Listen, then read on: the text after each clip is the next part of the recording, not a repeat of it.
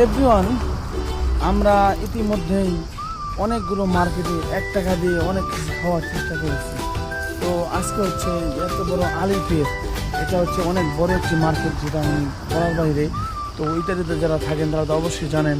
তো চলুন আজকে আমরা ট্রাই করি আলিপের ভিতরে 1 টাকা দিয়ে কি আদৌ কিছু পাবো কি না। আমার তো মনে হচ্ছে পাবোই না। তো চলুন তারপরেও দেখা যাক। আমি মূলত সাইকেলটা এই জায়গায় পার্কিং করে রেখেছি, আর এই যে হচ্ছে ইন্টারাতা। তো চলুন আমরা প্রবেশ করি।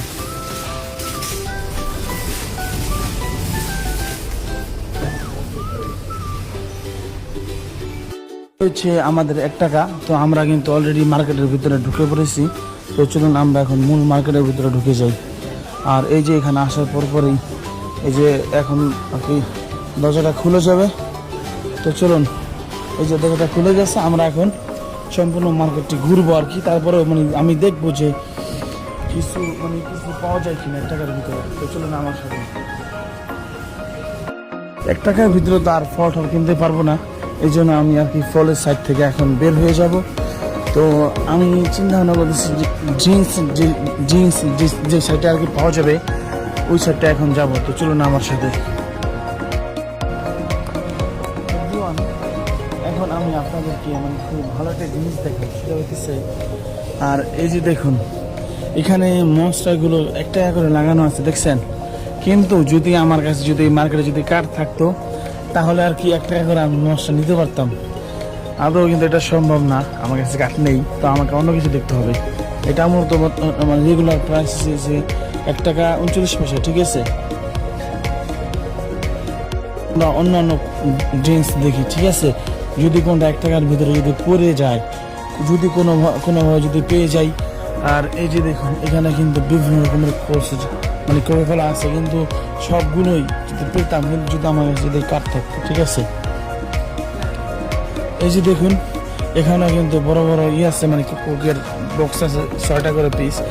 এটা কিন্তু 1 টাকা না, হ্যাঁ, আর বলে 1 টাকা বলেন না।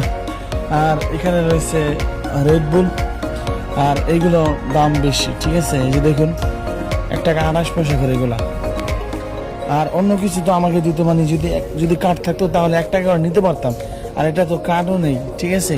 এটা কার্ড ছাড়াই রেগুলার প্রাইস 1 টাকা 29 পয়সা ছিল আর কি, পরে এটা কমায় আর কি এখানে দিচ্ছে আর কি 1 টাকা 28 পয়সা। তো দেখা যাক একটু আমি দুঃখিত। তো আমি আরও খুঁজবো, যদি কিছু ভাগে যদি পেয়ে যাই আপনার সাথে শেয়ার করবো। আরেকটি বিষয় দিয়েছে, এই যে দেখুন এখানে কিন্তু একটা ফলের জুস আমরা পেয়ে গিয়েছি, কিন্তু মাত্র 1 টাকা 5 পয়সা। 1 টাকা 5 পয়সা, 1 টাকা 15 পয়সা। এখানে ডালিম জুস আছে 1 টাকা 5 পয়সা। আমার কাছে 5 পয়সা নেই, এই জন্য আমি এটা কিনতে পারবো না। চলুন আমরা অন্য কিছু দেখার ট্রাই করি। ড্রিঙ্কসের ভিতরে আরও অনেক বাকি আছে। তো চলুন আমরা দেখি ফান্টা, তারপরে পেপসি, এগুলোর ভিতরে যদি থাকে আমরা এগুলো দেখে আসি। তো এগুলো হচ্ছে মূলত আমার পাশেই রয়েছে। তো দেখা যাক এগুলোর ভিতরে ছোটো মোটো হয়ে গেছে পাওয়া যায় কিনা। তবে আমি এখানে ফান্টার এখানে চলে আসছি, কিন্তু ফান্টার এখানে ঠিক একই রকম, এটা সম্ভব না আর কি, ঠিক আছে? এই যে কার্ড আছে, এখানে কার্ড দেওয়া আছে। তো আমরা মজো খুঁজি, এই যে মজো পেয়ে গিয়েছি, মজো হয়েছে, এখানে দেওয়া রয়েছে। তো হ্যাঁ, এগুলো 1 টাকার ভিতরে পাওয়া যাবে।